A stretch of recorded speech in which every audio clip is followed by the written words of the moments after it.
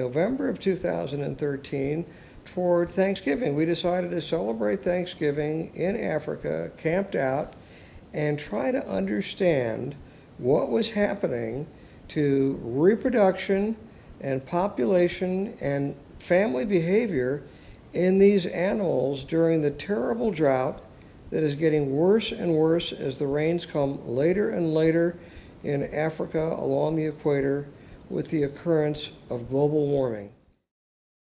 We decided to come to Africa in the midst of what should be the rainy season. We should have been pounded with water, and there should have been millions of wildebeest and zebras coming into our area because they were leaving their drought to come to where the water is supposed to be now in late November in the Serengeti, and there was no rain. There virtually was no rain, and the rains are coming later and later every year. So those who want to negate global warming need to study the equator and need to study the poles.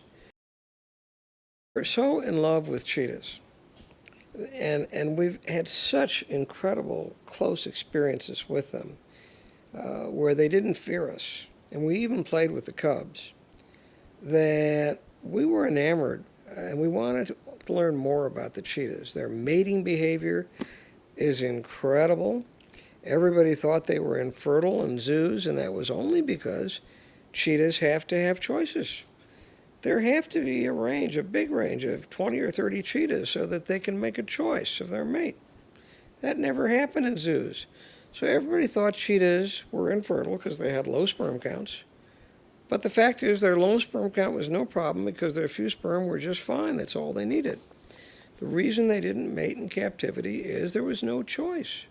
We really followed the cheetahs around a long way, and they were having a very hard time finding prey. But they were in the most incredibly picturesque poses. When they look probably a mile or more away from as high a vantage point as they can get to where they're not observed, like the top of a leaning tree trunk or the top of a termite mound. They sit up straight, and their cubs sit up straight, and they're a sight that you could just stare at all day.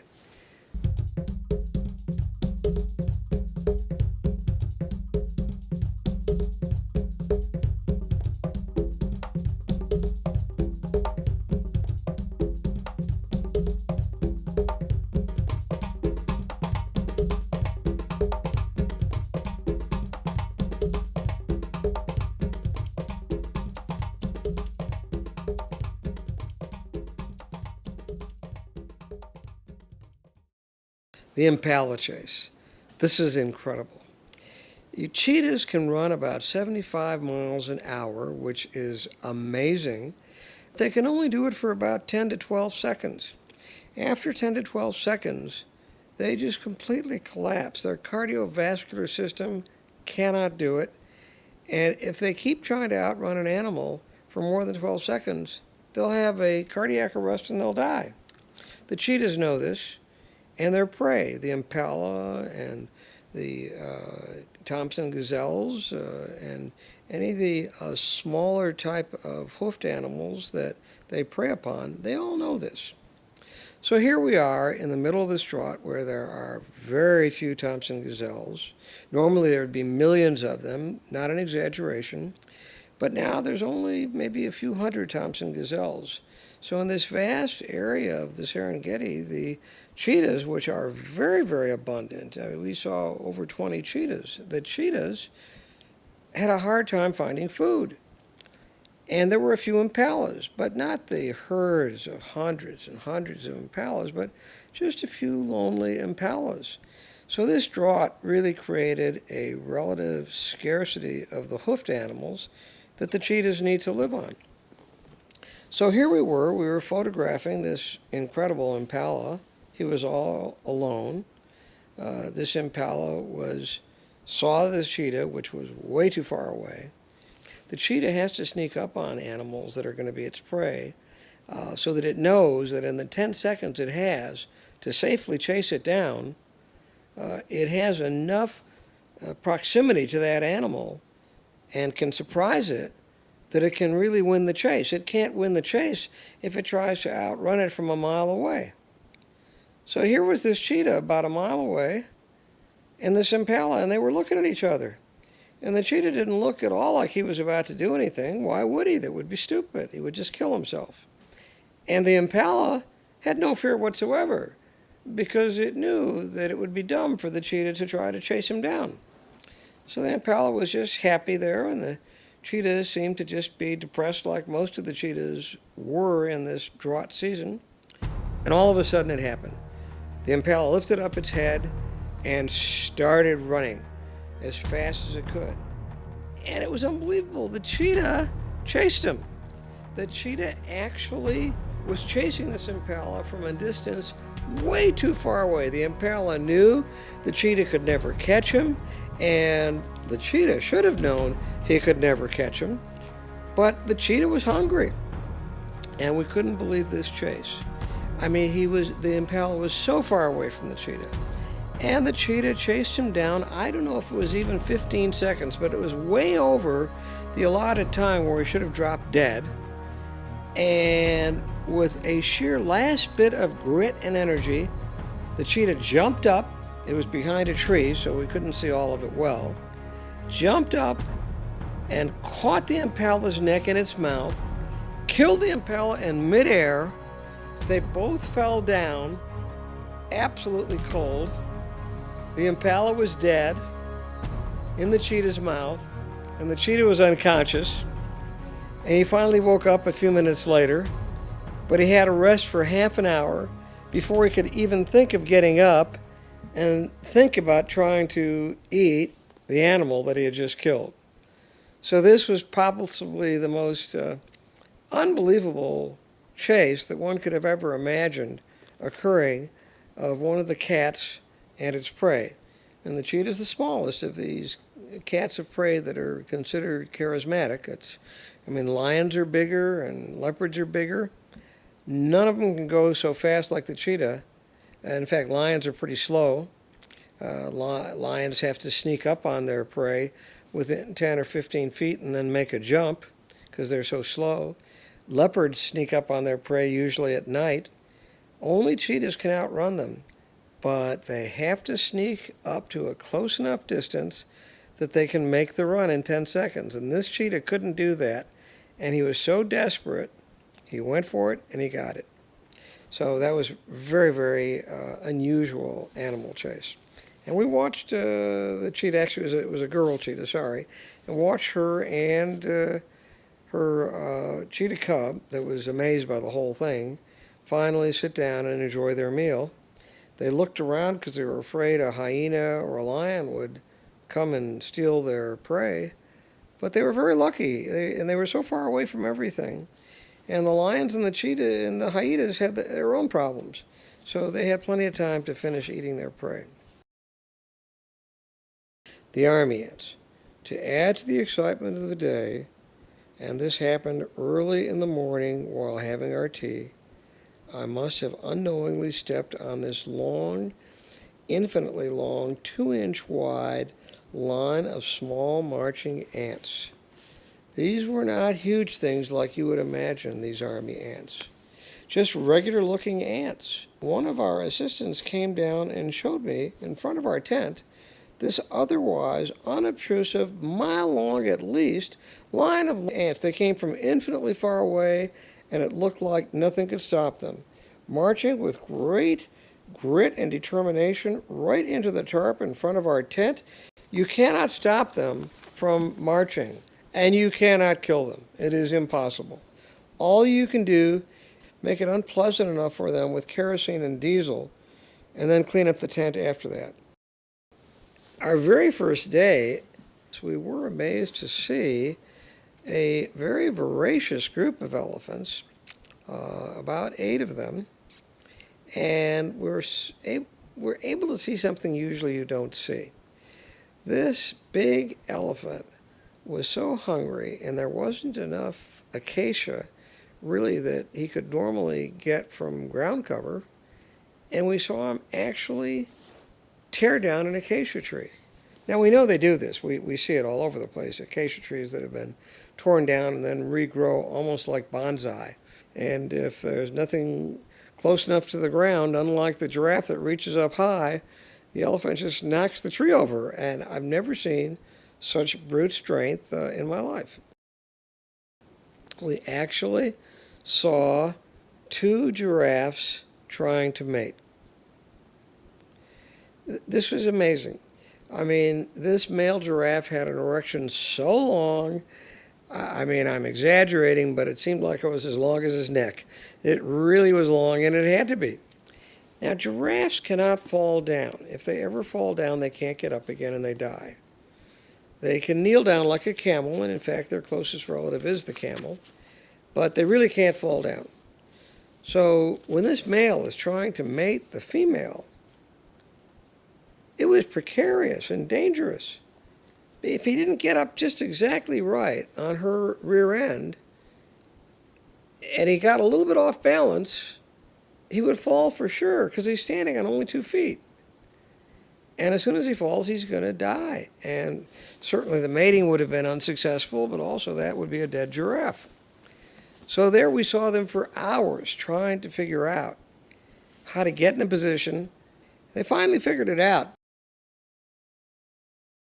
Giraffes are amazingly successful animals, very much like the camel. And the camel is their closest relative. They have these long necks, and they hardly even need to drink water. They get enough water just off of the dew that forms on the leaves they're eating from the tops of the acacia trees. And they can go miles and miles. And in fact, we really saw a whole lot of giraffes. I mean, most of the animals were not abundant, except for, of course, the cats of prey, or the hyenas. The hyenas, there were fairly numbered, and there was a fair number, a lot of lions and a lot of cheetahs, and we even saw quite a few leopards. So it was very exciting to see these animals of prey, but none of them were eating. Then we saw the amazingly extraordinarily fast honey badger. This is like the North American wolverine. Pound for pound, it's the meanest, toughest, fastest little animal alive. We chased it with a Land Cruiser, so it was right next to us. It turned on us, this little mean thing, growled ferociously, and showed its sharpest teeth. He had, I've never seen anything like it, and then he ran off.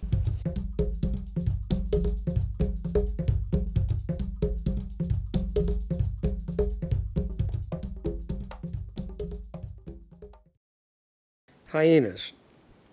Hyenas are the most despised animals in Africa. Even the Lion King by Disney created them as just intrinsically evil. And it's understanding how they would have that reputation. Understandable. First place, whenever a lion or a cheetah or any animal gets a kill, the hyenas sneak up on it and steal it. The hyenas have the toughest, strongest jaws of any animal on planet Earth. And when they can kill lions, they can kill anything. And they hang out in packs, so there are enough of them they can do it.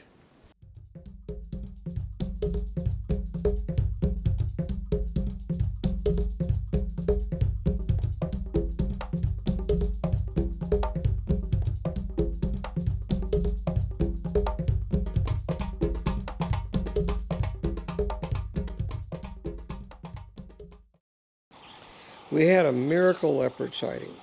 First, we spotted in the distance a beautiful female leopard in a tree on a beautiful branch of a yellow bark acacia that was about 100 yards in front of us. Passing underneath this yellow bark acacia, where the leopard was sitting, looking for prey, were hundreds of zebras, completely unaware of this well-camouflaged leopard staring down at them. On a lower branch, and I have never seen anything like this before, was a 8-month-old leopard cub lying in a similar fashion, but obviously not interested in the passing zebra. Then to complete this leopard family was a great big huge male leopard in the green bush, very well hidden, of a different acacia tree about 100 yards away, eating a zebra it must have just caught earlier in the afternoon.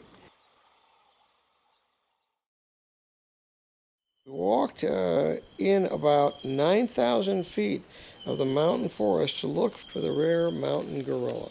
These gorillas live in dense woodlands of these mountains that border northwest Rwanda, the Congo, and Uganda, and to see them in their normal family setting, you have to climb mountains and trek through the mountain forest to get a glimpse of them, and it is well worth that incredible effort. They seem so human, more human than the chimpanzees.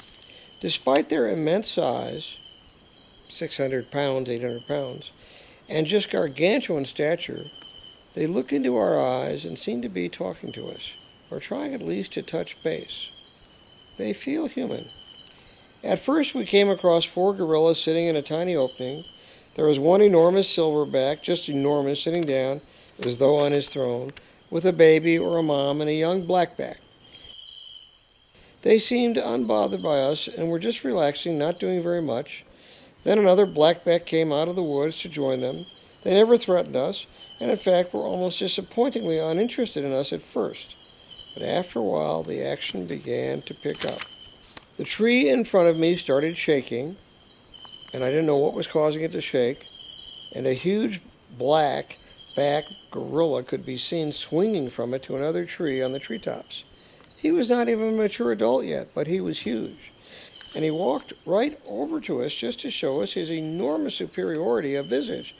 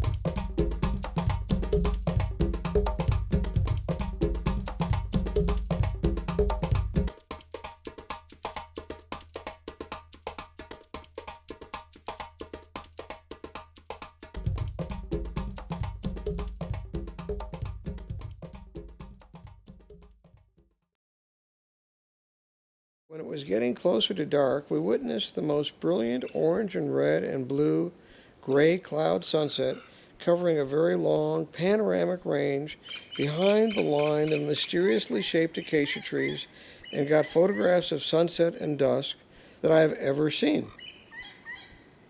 The African sky at dusk or at dawn is incredibly outlined by acacia trees and hills and clouds and spectacular colors that you really only see at the equator when the sun has finally gone down, and there's only a half an hour of it because the sun goes down so quickly at the equator.